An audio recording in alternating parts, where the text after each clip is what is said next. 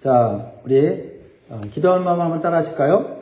자기 생각에 빠지지 않게 하시고 힘들어도 하나님의 뜻을 묻는 기도를 하게 하소서. 할렐루야. 오늘 이 새벽에 오신 여러분들 감사합니다. 여러분들 인하여 우리 교회가 세워지고 가정이 세워지고 또 세상에 하나님의 복음이 전파될 줄 믿습니다. 우리 서로를 향하여 우리 축복하면 좋겠습니다. 당신이 우리의 소망입니다. 우리 인사하겠습니다. 네, 여러분들 우리의 소망입니다. 네, 기도하는 한 가정은 무너지지 않습니다. 기도하는 한 그 자녀의 미래는 망가지지 않아요. 그러므로 우리가 끝까지 기도로 승리하면 좋겠습니다. 믿음의 사람도 자기 생각에 빠질 때가 있어요. 삶이 힘들고 변화가 없이 고통만 계속되면 자기 생각이 많아져요. 믿음의 생각보다는 자기 생각이 마음속에 많아져요. 자기 생각은 기도가 아니에요. 아무리 좋은 생각이라도 그건 기도가 아닙니다. 자기 생각은 자기 마음과 대화를 하는 거예요. 이렇게 되면 좋겠다. 저렇게 하면 좋겠다. 이런 생각들이 우리의 마음속에 들어와요. 그래서 믿음의 사람이 자기 생각에 빠지고 자기 생각대로 선택하면 실수하게 돼요. 오늘 본문의 다윗의 모습이 그래요. 지금까지 믿음으로 잘 견디고 기도로 살아왔는데 자기 생각에 깊이 빠져요. 왜냐하면 원수 사울이 끊임없이 자기를 괴롭히고 자기를 쫓아오니까 너무너무 힘든 거예요. 육체적으로 너무 힘들고 정신적으로 너무 고통스러운 거예요. 그러다 보니까 믿음의 생각을 가지고 살아왔는데 그 믿음이 흔들리면서 자기 생각, 인간적인 생각이 그 마음을 지배하게 됐죠. 그래서 다윗이 이렇게 생각해요. 1절을 보세요. 다윗이 그 마음에 생각하기를 내가 후일에는 사울의 손에 붙잡히리니 블레셋 사람들의 땅으로 피하여 들어가는 것이 좋으리로다. 사울이 이스라엘 온 영토내에서 다시 나를 찾다가 단념하리니 내가 그의 손에서 벗어나리라 하고. 믿음의 사람 다윗의 특징은 뭐냐면 기도로 하나님께 항상 묻는 신앙을 가졌어요. 그런데 오랜 동안 자신을 괴롭히는 사울왕을 피해서 도피 생활을 하다 보니까 몸도 지치고 마음도 약해졌어요. 그렇지 않겠습니까? 자기 편안한 집을 떠나서 왕궁을 떠나서 숲으로 광야로 동굴로 이런 생활을 한 10여 년 가까이 한다고 생각해 보세요. 얼마나 힘들겠어요. 그래서 자기 생각이 많아졌어요. 오직 한 가지 생각이 집중하게 돼요. 그죠? 현재의 자리를 피하고 싶은 거예요. 원수 사울이 없는 곳에서 살고 싶은 거예요. 사람이 어떤 사람에게 오래 시달리면 그 사람에게서 멀리 도망가고 싶어요. 그 사람만 눈에 보이지 않으면 살 것 같아요. 사실 그렇지 않아요. 그 사람 안 보면 살 것 같아서 딴 데 가면 더 큰 원수 만나거든요. 근데 일단은 당장 피하고 싶은 거죠. 그래서 다윗은 사울의 손이 미치지 않는 블레셋 땅으로 가는 것이 가장 좋다는 생각을 하게 돼요. 가장 좋다고 생각하는 그 생각이 자기 생각이었어요. 믿음의 사람은요, 가장 좋은 생각이 들어올 때도 하나님의 뜻을 묻는 기도를 해야 될 줄 믿습니다. 그런데 다윗은 이번에는 그렇게 하잖아요. 이번에는. 왜냐하면 하나님을 바라보기보다는 환경과 현실을 바라보았기 때문이에요. 지금까지 하나님께서는 다윗을 사울의 손에서 보호하시고 구원해 주셨어요. 그래서 사울은요, 다윗을 죽이려고 해도 죽일 수가 없었어요. 왜냐하면 기도할 때마다 하나님께서 피할 길을 주신 거예요. 그런데 다윗이요, 기도하고 피하고 기도하고 피하고 하나님의 은혜와 능력을 체험하지만 그게 싫은 거예요. 이제 피하는 거 말고 좀 안정되게 살고 싶은 거죠. 이해가 되지 않습니까? 그래서 이런 다윗의 실수와 실패를 우리에게 성경 기록해서 우리에게 교훈을 주는 거예요. 다윗이요, 하나님께 기름 부음 받아 왕이 된다고 했지만 하나님의 약속이 오랜 동안 이루어지지 않고 고난의 시간이 길어지니까 믿음도 약해지는 거예요. 기도도 약해지는 거예요. 특히 혼자라면 어떻게 버틸 텐데 가족들의 생계를 책임져야 하는 많은 부담감이 생깁니다. 그래서 다윗은 세상과 타협을 하는 불신앙을 선택하게 돼요. 마음속에는 이렇게 얘기하는 거죠. 가족들 때문에 어쩔 수 없어. 이렇게 생각이 들어오는 거예요. 그 생각이 더 내 마음속에 지배적으로 오는 거죠. 먹고 살아야지. 나 혼자면 어떻게든 먹고 살겠지만 600명이나 되는 이 사람들, 가족들까지 하면 2000명 되는데 이 사람들 먹여 살려면 도망다니면서는 나는 먹여 살릴 자신이 없어. 하면서 결국은 믿음으로 일어난 것이 아니라 결국은 자기 생각으로 일어나요. 이게 2절이죠. 다윗이 일어나 함께 있는 사람 600명과 더불어 가드왕 마옥의 아들 아기스에게로 건너가니라. 아기스는 하나님을 믿지 않는 블레셋 왕이에요. 이스라엘의 대적이에요. 다윗은 작은 대적 사울을 피하고자 더 큰 대적에게 자신의 생명을 의탁하는 잘못된 선택을 하게 되지요. 그러나 당장은 이렇게 해야 숨을 쉴 수 있으니까 그렇게 한 겁니다. 믿음의 사람이 기도하지 않고 성급한 마음에 한 결정은 또 다른 고난을 겪게 한다는 사실을 우리는 기억해야 돼요. 블레셋 아기스 왕은 다윗의 망명을 기꺼이 환영해요. 세상이 다윗을 받아주는 거예요. 왜요? 자신에게도 유리하기 때문이죠. 다윗과 같은 훌륭한 장수가 자기 편에 서면 도움이 되기 때문이죠. 세상은 결코 우리를 환대할 때 우리에게 값없이 은혜를 베풀지 않아요. 분명히 우리가 대가를 치르게 합니다. 아기스 왕은 다윗을 이용해서 이스라엘 나라와의 전쟁에서 이기려고 하는 거예요. 세상은 결코 이익이 되지 않는 일을 하지 않죠. 다윗은 자신의 사람들과 가족들이 살 수 있는 좋은 땅을 제공받고 일시적으로 평안한 삶을 살게 돼요. 자기 생각으로 결정했는데 좋은 결과가 나왔어요. 이게 뭐예요? 4절이죠. 다윗이 가드에 도망한 것을 어떤 사람이 사울에게 전하매 사울이 다시는 그를 수색하지 아니하니라. 사울 때문에 피했는데 거기에 사울이 없어요. 얼마나 속이 시원했을까요? 사울로부터 벗어나니 다윗은 이제 모든 일이 잘 될 것 같아요. 그러나 다윗이 한 가지 깨닫지 못한 것이 있어요. 믿음의 사람이 세상의 도움을 받으면 세상의 요구에 할 수 없이 무릎 꿇어야 돼요. 자, 5절 보세요. 다윗이 아기스에게 이르되 바라건대 내가 당신께 은혜를 입었다면 지방 성읍 가운데 한 곳을 내게 주어 내가 살게 하소서. 당신의 종이 어찌 당신과 함께 왕도에 살릴까 하니 아기스가 그날에 시글락을 그에게 주었으므로 시글락이 오늘까지 유다 왕에게 속하니라. 시글락이라고 하는 땅은 이 블레셋과 유다 땅 경계에 있는 거예요.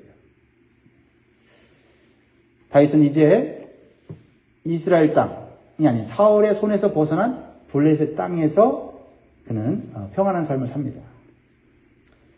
다윗은 이제 하나님의 은혜보다는 세상 왕의 은혜를 잊고 살아가는 선택을 해요. 그러다 보니 세상 왕에게 충성해야 되고 보답을 해야 하는 삶을 또한 살아야 됩니다. 여러분, 믿음의 사람이 생계 때문에 세상 방식으로 살기로 결정하면 이중적인 삶을 살 수밖에 없어요. 다시 말하면 교회에서는 믿음 있는 사람처럼 행동해야지만 세상이나 직장에서는 믿음이 없는 사람처럼 행동해야지만 먹고 살 수 있어요. 왜냐하면 세상이나 직장에 힘 있는 사람에게 잘 보이지 않으면 현재 누리고 있는 것을 빼앗길 수 있기 때문에 그래요. 다윗의 선택이 그런 이중생활을 하게 만들고 있죠. 다윗은요, 아기스 왕의 은혜를 받았어요. 그리고 아기스 왕의 신임을 받아야만 계속 혜택을 누릴 수 있어요. 그럼에도 다윗은 여전히 하나님을 믿는 사람이죠. 하나님의 체험이 많은 사람이에요. 영적인 은혜를 많이 받았던 사람이에요. 그래서 신앙 양심은 아직 살아있어요. 몸은 세상적으로 살고 있지만 마음은 아직 하나님을 향하고 있단 말이죠. 그래서 아기스 왕 몰래 하나님이 기뻐하시는 일을 하려고 해요. 그것은 하나님의 백성인 이스라엘 민족을 괴롭히는 이방 민족들을 침략해서 죽이고 전리품을 가져옵니다. 그것은 사울이 이스라엘 땅에 있을 때도 했던 일이에요. 이스라엘을 괴롭히는 아말렉 같은 민족들을 쳐서 무리쳤어요. 그래서 하나님의 백성을 보호했던 거예요. 근데 이 블레셋 땅에 갔지만 그런 선한 일을 하는 거예요. 8절 보세요. 다윗과 그의 사람들이 올라가서 구술 사람과 기르스 사람과 아말렉 사람을 침노하였으니 그들은 옛적부터 술과 애굽 땅으로 지나가는 지방의 주민이라. 9절 다윗이 그 땅을 쳐서 남녀를 살려두지 아니하고 양과 소와 나귀와 낙타와 의복을 빼앗아 가지고 돌아와 아기스에게 이르매. 뭔가 좀 이중적이지 않아요? 하나님 백성 괴롭히는 다른 이 악한 민족을 물리치는 건 하나님 기뻐하는 일인데 거기서 빼앗은 전리품을 누구한테 가져와요? 세상왕 아기스한테 가져와서 바치는 거예요. 왜요? 내가 그 세상왕의 힘을 의지해서 살아가니 좀 보답을 해야 될 거 아니에요. 아기스 왕을 기쁘게 하고 신임을 얻어야 됩니다. 그래서 아기스 왕은 다윗에게 누구와 전쟁했는지 물어봐요. 그래서 다윗은 거짓말할 수밖에 없어요. 믿음의 사람이지만 거짓말할 수밖에 없어요. 다른 이방 민족과 전쟁을 했지만 이렇게 얘기할 수밖에 없어요. 자기 동족인 유다 동족과 전쟁을 해서 이겼고 그들의 재물을 빼앗아 갖고 왔고 그것을 당신에게 바친다고 하는 거예요. 그래야지 아기스 왕이 다윗을 계속 보호해주고 다윗에게 집을 주고 월급을 주고 땅을 주고 가족들을 도와줄 거 아닙니까? 10절에 아기스가 이르되 너희가 오늘은 누구를 침노하였느냐 하니 다윗이 이르되 유다 네겝과 여라무엘 사람의 네겝과 겐 사람의 네겝이니이다 하였더라. 다윗은 위험한 외줄타기, 위험한 이중생활을 하고 있어요. 신앙 양심으로는 자기 민족을 배반할 수는 없어요. 그러나 세상 왕에게 도움받았으니 세상의 요구에도 충실하게 해야 돼요. 그러니 다윗은 사울을 피해서 몸은 편해졌는데 마음은 또 불편해져요. 보기 싫은 사람은 안 보기 위해 피했는데 몸은 편한데 마음이 너무나도 불편해졌어요. 여러분, 이런 위험한 이중생활하는 성도들이 우리 교회에는 있을까요? 없을까요? 다른 교회는 있을까요? 없을까요? 없으면 좋겠어요. 믿음의 성도가 기도하지 않고 하나님의 뜻이 아니라 자기 생각대로 결정하면 이중생활을 할 수밖에 없어요. 세상에도 충성하고 교회에도 충성해야 돼요. 근데 그 균형 맞추기가 어려워요. 나중에는 양쪽의 박쥐처럼 욕먹을 수 있어요. 근데 다윗은 외줄타기 하면서 어쨌든 균형을 잡고 있어요. 아기스에게도 신임을 받고 있고 어쨌든 신앙 양심은 그래서 지키려고 노력하고 있고 그래서 하나님 앞에 죄 안 지려고 노력하고 있고 그게 인간의 힘으로 균형이 잡혀집니까? 잘 안 되죠. 아직은 잘 되고 있어요. 다시 말하면 다윗은 이중생활을 통해서 아직은 유익을 얻고 있는 거예요. 마치 한 발은 교회에 다른 한 발은 세상에 두고서 양쪽을 이리저리 오가면서 균형을 맞추고 있는 모습이죠. 그 결과 다윗은요 블레셋 아기스 왕의 신임을 얻게 돼요. 한편으로는 성공하죠. 12절 아기스가 다윗을 믿고 말하기를 다윗이 자기 백성 이스라엘에게 심히 미움을 받게 되었으니 그는 영원히 내 부하가 되리라고 생각합니다. 이 아기스 왕의 착각이죠. 그렇지만 다윗으로서는 얼마나 부끄러운 일입니까? 영원히 나는 하나님의 종이야, 하나님의 사람이야, 성도야 이렇게 사람들이 생각을 해야 되는데 사람들이 세상의 종이 되고 마귀의 종이 되고 죄의 종이 되는 이 다윗의 모습을 보면서 기뻐하고 있다는 말이죠. 과연 다윗의 인생은 지금 잘 가고 있는 걸까요? 다윗은 여전히 자기 생각으로 지금 살아가고 있죠. 그래서 얻은 것은 예전보다 물질적으로 풍부한 삶을 살고 있어요.